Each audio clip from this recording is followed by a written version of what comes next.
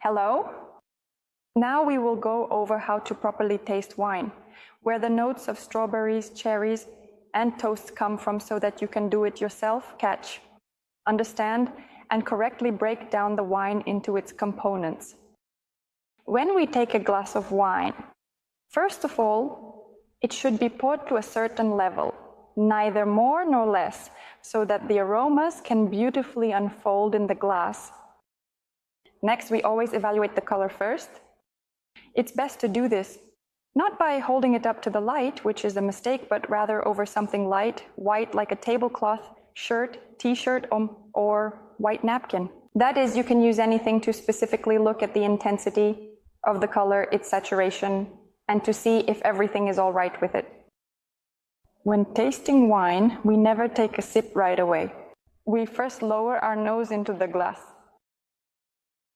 This is to assess whether the wine is clean, if there are any side effects, diseases, or unpleasant odors. If everything is fine, then in this case, we need to aerate the wine a little with oxygen. You can leave the wine in the glass and come back to it a little later. Alternatively, you can use the stem of the glass, which is why we always hold it by the stem so as not to warm the wine with our hand. And at the same time, so that we can make these swirling motions without spilling the wine, as soon as we have swirled the wine in the glass, we can lower our nose into the glass again and assess the intensity of the aroma, whether it is rich or perhaps mild. What groups of aromas you will detect capturing the first thing that comes to mind. When we learn to describe wine, we always rely on some systematic approach that helps us identify the aromas in the wine. The first thing to do is to try to identify not a specific aroma like raspberry, cherry, or blackberry, but rather the group of aromas. Try to catch perhaps black fruits or red fruits, or maybe there are flowers in the glass that remind you of the entire aroma. It might be citrus fruits, or it could be some stone fruits. That is, to sort them a little into groups. You don't need to immediately tackle more complex elements and look for raspberry in this wine. Although raspberry can also stand out, coming to the forefront, and you will only feel raspberry. Once you have identified the group of aromas, let's say in this case I have black fruits, then you can try to gradually go through in your mind what it might be. Maybe it's a red plum, or maybe it's a black plum. Maybe it's some kind of berries. What kind of berries? Cherry. I don't feel cherry. It doesn't work, I don't understand. Or maybe it's raspberry. Yes, indeed, there's raspberry here. And just like that, by going through it in your mind, you start to build this chain from the wine tasting itself. It's all very simple. Don't complicate it for yourself. Aromas, understanding aromas. Recognizing aromas is just like training our muscles in the gym. That is, only time, only training will help you recognize better, more, and approach wine more consciously. To learn to identify on your own, and even better, to quickly recognize, you should practice in everyday life. For example, go to the store, buy roses, or just enter a flower shop, try smell the roses. Listen to the scent of red roses, white roses, maybe chrysanthemums, maybe some other flowers. Very often you can find jasmine flowers in the aroma. That is some floral notes. Buy more spices. Cinnamon, nutmeg, perhaps some spices. Red pepper, that is a palette of different spices that a barrel or bottle aging can give us. Nuts. Try fruits, berries, and any kind of food, even cheese. Bite and think, smell and think about what aroma it is. Record it in your subconscious. Because aroma does not possess any specific memory, specific knowledge. We can only record an associative series in our mind. And then we will be able to dip our nose into the glass and very quickly recognize that very raspberry, strawberry, cherry in the glass. After we have tried to assess the aromas, find the groups, and determine which specific aromas dominate in these groups, we then need to take a sip. Because we cannot always fill the entire palette of aromas with just our nose, we have so-called retronasal channels that go from our nose to our mouth. So when we take a sip, we need to inhale a little wine so that the aromas in the nose and mouth combine. And in doing so, we will experience a much broader palette of aromas.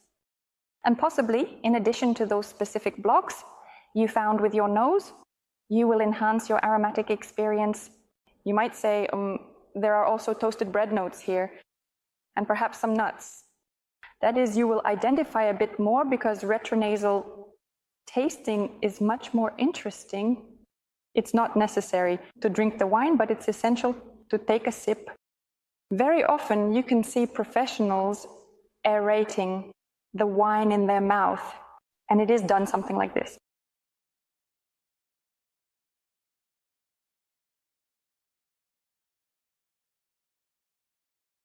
The sip is taken, and the wine is inhaled. In doing so, we have passed air through the wine once more in our mouth, and we have saturated the whole process with oxygen and increased the maximum concentration of those very aromatic substances that we can detect in the wine. After we take a sip, we always note whether the wine has high or low acidity, how balanced it is, because it often happens that low acidity, the wine falls apart, the wine is not as beautiful, or the acidity is so high that it just burns. So this is also something to pay attention to. The body of the wine, whether light, medium, or full-bodied, and how it harmonizes with the overall taste. In red wines, tannins are undoubtedly important. Tannins can be small, like in Pinot Noir, with a low amount of tannins. Medium is exit, or high tannin levels for powerful wines. In any case, tannins should always be more developed. They should be velvety, they should not bite, they should not dry, they should not linger. What? On the teeth. This could mean either the immaturity of the tannins, or even worse, the immaturity of the grapes themselves, and consequently, you will feel the tannins directly in your mouth, and they will be very, very harsh. You can often encounter a light Pinot Noir with a low amount of tannins, but if it's underripe, it can dry out the mouth significantly.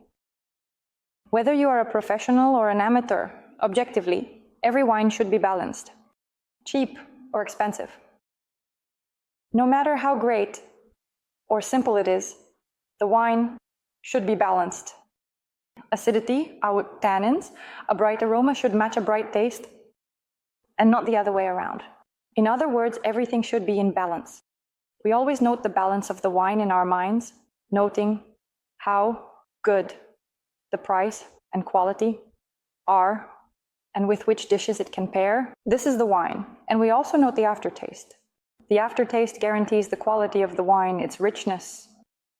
The aftertaste can be short, and we might want to take a second. Sip medium, about 8-10 seconds, or very long 20 seconds. In that case, we can simply pour ourselves a glass to the bottom and sit with it for a long time, meditating, tasting it little by little. And in fact, when the wine is in the glass and you taste it for a long time, the wine will continue to develop. Return to the aroma again and again, because as the wine remains in the glass. As the minutes of your evening pass, you will notice how beautifully the wine develops in the glass. This indicates a quality wine. Regarding the tasting of still wine, that's all.